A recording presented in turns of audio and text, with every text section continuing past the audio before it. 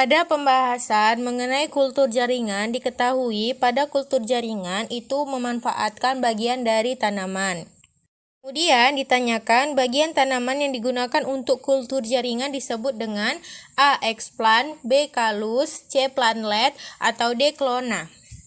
Nah, jadi sekarang kita akan mencari tahu pengertian dari setiap pilihan jawaban, mulai dari pilihan A hingga ke pilihan C, hingga ke pilihan D. Nah, yang pertama kita akan membahas tentang D, yaitu klona. Jadi klona ini merupakan sekumpulan sel di mana sel tersebut adalah sel turunan dari sel induknya yang diperoleh dengan cara aseksual. Oke, jadi klona itu adalah sekumpulan sel turunan.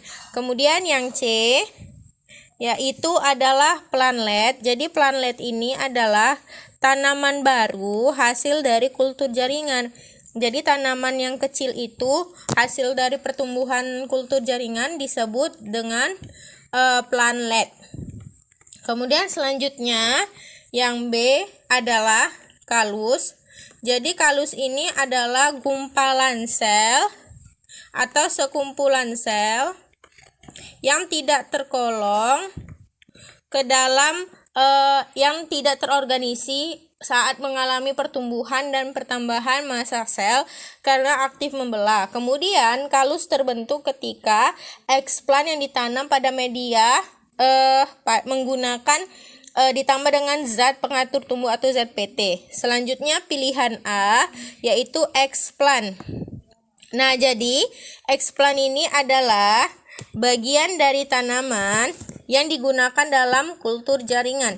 Jadi bagian dari tumbuhan itu yang digunakan dalam kultur jaringan disebut dengan explant. Contohnya kultur sel, maka dia menggunakan organ yang dinamakan sel. Kemudian ada kultur protoplas yang menggunakan bagian protoplas. Nah, sekarang kita kembali ke pertanyaan.